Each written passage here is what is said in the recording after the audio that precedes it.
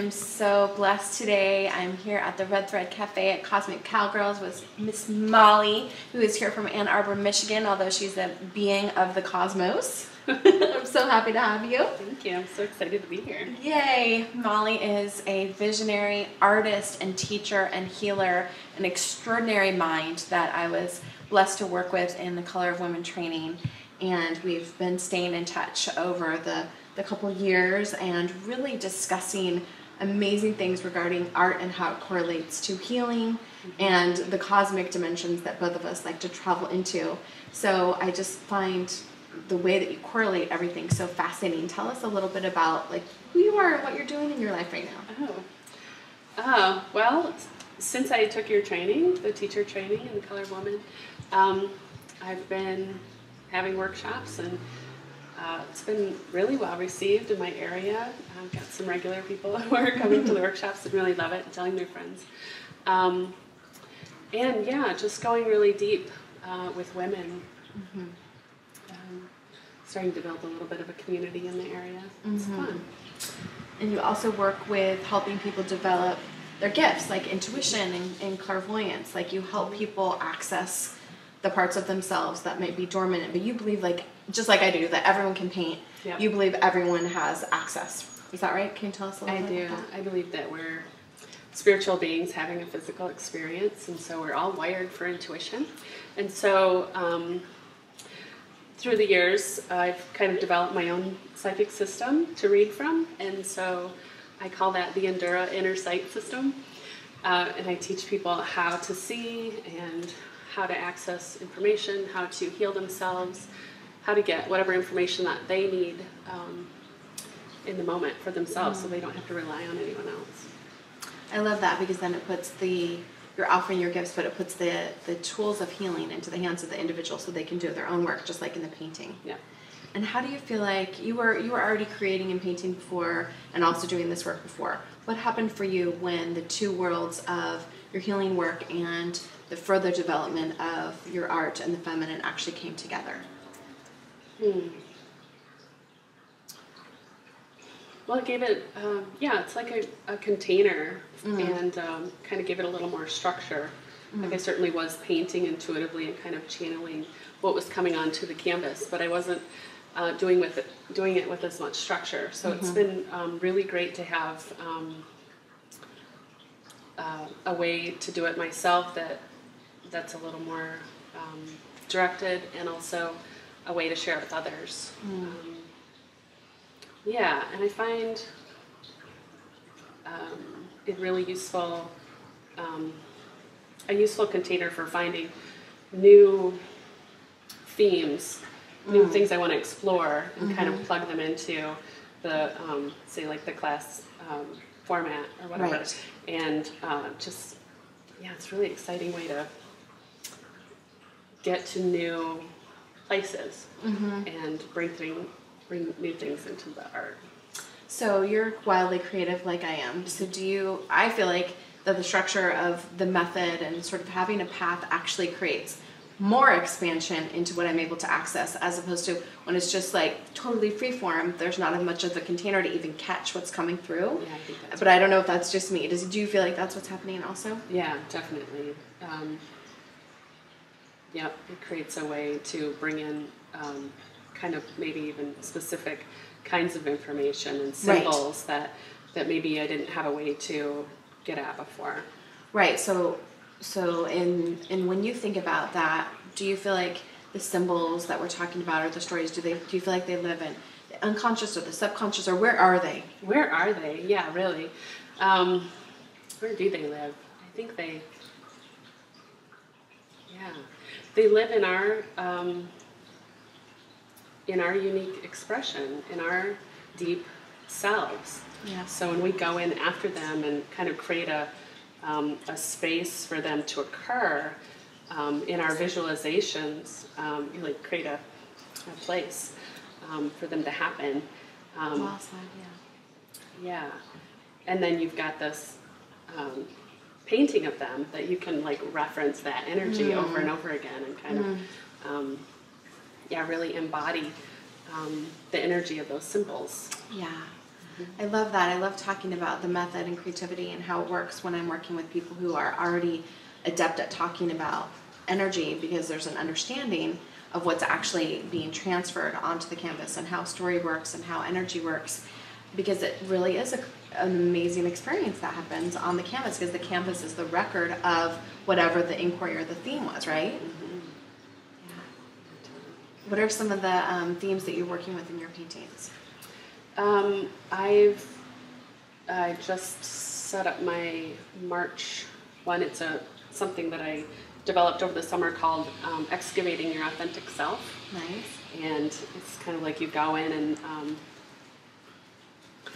explore who you've been, and look in the mirror a little bit, and then like really connect with your most authentic expression of yourself, and what does that part of you want to express, and who are you, and what are your power symbols and animals and totems and flowers and all that good stuff. I love that. Bringing it all in, and then you've got like a real nice piece to like ground you in yourself. You can come back to when you get a little lost. Right. Which I think for so many of us is one of the ways that we're hurt, is not having an understanding of that true or authentic self in order to move out and even journey out and then come back to, like, where do you come back to when you've already been out or journeyed away or lost yourself, or a relationship or a job or something that isn't who you are, living so often in places that aren't who we are, and then trying to come back to center. Right. Or just helping you to, like on a regular basis, ground into who you are, so that your whole life begins to reflect who you truly are, so that you less and less do things that aren't in alignment with what you're here for. Love that. So great. One of the things that I'd love to talk to Molly about, and I mean, we probably talk once every couple months since the training about various personal, professional, and cosmic things.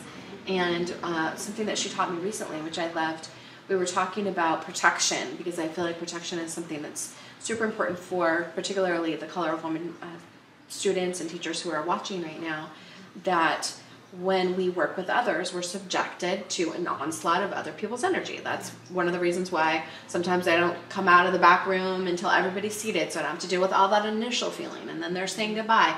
And then there's what happens when someone has a meltdown. Then there's when someone's radiating weird energy towards you. Like, there's so many things to navigate as a teacher. Even if you got the method down and you feel like you got it figured out, holding space is as much of a part of painting as anything when you're inside of a group. And so I was asking Molly what her views were on protection.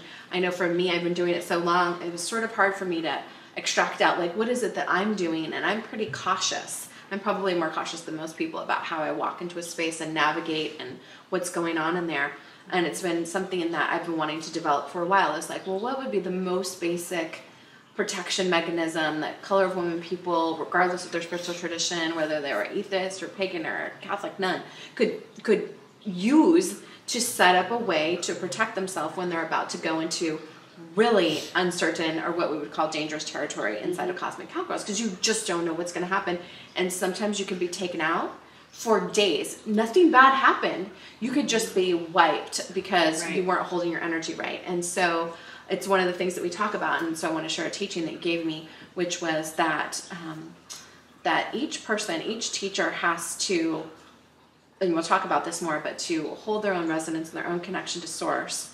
And then anything that isn't supposed to be there won't come in. That the individual actually sets up the structure themselves. And if it's not resonating where they are, it just isn't supposed to come in. But if they don't set it up in advance, then it might. Or I'll say, can you help me figure out, how to get this weird energy out over here? And I'll be like, well, I'm not sure about that because I'm pretty conservative. And Molly will be like, well, if that teaching or blessing or energy or dispensation isn't for you because you've prayed, then it just won't be able to work. And I was like, oh, right. So I said it. And it doesn't matter if you're in a room full of outrageous beings, all channeling whatever. Like, if you're set, that's part of your job, is to learn how to set yourself up, right? But that, we don't just automatically, that's not just a natural gift that everybody comes in with. No, so it's a learned gift. Yeah, definitely. So what do you think, what would you suggest to people?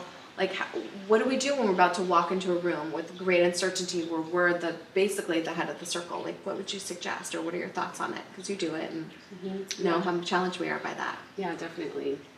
Well, I've been thinking about this since you asked me, and what I came up with is that you kind of have to create a shield around yourself, which for me, as a clairvoyant, I kind of work within the chakra system and the aura system, but I think, like coming up just above yourself and finding your energy center here, and it can create a shield just around yourself that's really thick and bright light, and then go up to, say, like the central sun as a symbol of source and light and protection, and bringing like the actual sun in our universe. The sun, yeah, as a light source, right, yeah.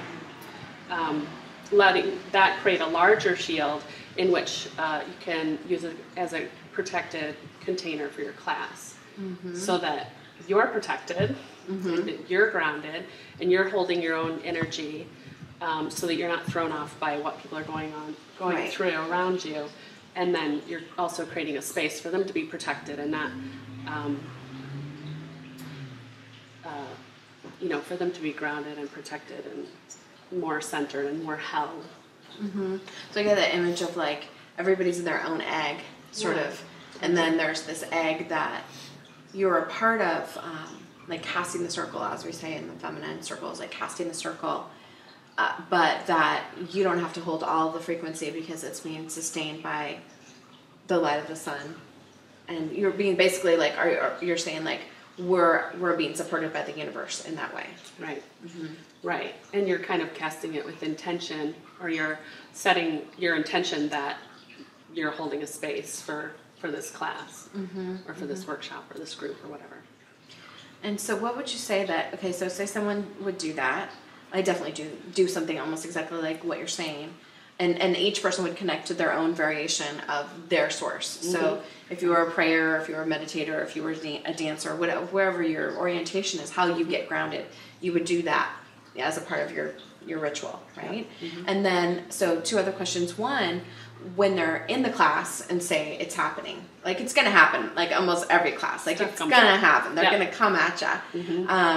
And sometimes it feels like the weave gets kind of thin and stuff, weird stuff. I mean, just because weird stuff happens and bad energy comes around and things happen and whatever, it doesn't mean it's negative. That's just life. It's going to happen. And thinking that it's not going to happen and then getting so disappointed that it happens is actually almost a worse processional effect. It's going to happen, even if you try to protect yourself. So what would you say for someone to do if it's happening? Like it's like they can feel the like whoosh, and then also at the end, how to complete the energy, because I think that's also a place where a leak happens. Yep, I agree. So I think what's really important is to be centered and grounded in your own energy. So when you do create that, like really thick light shield around you, and you really connect into the earth, and you're really centered in yourself, when something comes at you, you're grounded. You're firm in your own energy. And I think when we get thrown off, it's because we're not grounded, or we're not shielded. So, that's number one, is to be grounded. And so when something comes at you and you're like, well, then you just represent your grounding. Okay, so you just call it back up again. So you just like ground into yourself. And then you like, you get like, they're okay. They're going through their stuff and it's perfect. And you just remind them like, oh, your stuff's coming up. Yeah. That's okay. There's a safe place for you here, and you're okay. Like nobody's in danger. It's okay to cry, whatever. It's also just affirming that it's okay for you and them, that it sometimes feels funky, right? Like it just does. I would say, like, if you're not shaking in your boots, you're not listening. Right. So, as another visual artist, so I'm seeing the egg of the individual and kind of like this, right? And then coming back up through, like, and then the sun coming and making another shield around. And then I saw another image, so I want to just present that and see where we go with it. Was one of the things we keep talking about is for women to share with the other women in the community when you're about to go into a workshop. So something that my mom always says to me, like, I want you to call me before you go to workshop. I want you to call me when you come after, especially if you did a brilliant job, because that's when your defenses are the lowest. And regardless of whatever you think about energies or, what I sometimes call the bad guys or whatever, whatever your view is of it, I've definitely found myself to be extraordinarily vulnerable after I've delivered my absolutely most extraordinary gifts. Yeah. Right? And so that protecting yourself at the end. And then, so the thought I had was like, is there another circle or another way? Or maybe it's a thread, maybe it goes this way. Maybe those ones go this way and one goes like this, where they actually connect into the greater cosmic thread of the red thread of the color of woman, so that they can feel held. So we call it tugging on the thread. What do you think about that concept of another layer that's based on other humans that are in your community? Yeah, I definitely like that. And it makes me think about what we talked about earlier, how people are calling on your energy. And so it's good to remember to send that back. But but yeah, leaning into the tradition and the lineage of our circle as cowgirls, knowing that that's there for us, and we're all holding space for each other to do this work. But you're right. After doing a workshop and leading that, it's strenuous, energetically, mentally, intellectually, emotionally. It's strenuous. So you do need to unplug afterwards. So how would you? What would that mean? Maybe some of the people who are watching have never even talked about energy the way we're talking about it. I still feel like I'm a total newbie, but I love it because it's real. Otherwise, this painting wouldn't be that healing. Like it's. Right. I've only learned anything I've learned about how energy works is just from watching women paint. I was like, oh my gosh, she just moved an entire story and her whole face looks different. Like she just moved it, totally. So how can we put into English, what could somebody do? Okay, so they're in their egg and they're in their sun field, and then they're also connecting to the red thread of the whole thing. And now it's the end of the workshop. What do you think we should do then? To complete you said unplug, but what does that really mean? Well, what I do when I'm done working with someone or when I'm done working with a group is I create a visual of them or a symbol of them. So like the rose is like so neutral. It's so, just powerful and love and healing. And it's a really great symbol. And so you can kind of create a rose for the energy of the group and explode it. And so that doesn't hurt anybody. It just releases the energy. So that it's no longer in your field. You don't have to carry it around anymore. It kind of cleanses it and sends it back to whoever's participating. So everybody gets their energy back, but it's all cleaned up. You don't send back their garbage. Not that you're responsible for cleaning up your garbage, but their garbage. But a good explosion. So to dissipate it so that you're not carrying it. And I think that's one of the key things is like, how do you walk out of the room and not bring everybody's stuff with you? Yeah. Besides just drinking a couple glasses of wine with my friends, which is what I often do. And then we talk about the class, and then we decompress, and we say we love, we say it was hard, and then we say prayers and release. Like that's generally what I do is actually celebrate with friends. Yeah, very cool. And though I'm aware that having done it for so long, I'm doing all this stuff that is not in the training and that people don't know about. So we're really interested in these kind of dialogues where we begin to explore what is the particular energy that's related to the field of cosmic cowgirls and of color of woman, and how can we work with it to protect and to strengthen and to be vulnerable in the right places, but also to be like super badass in the places that we need to. Hence why I often wear like capes and hats and cowboy boots. Not only is it my fashion style, but it's my costume of the way that I protect myself. Is like it's part of it. It's like this is my like spiritual armor, So is there anything else that you would?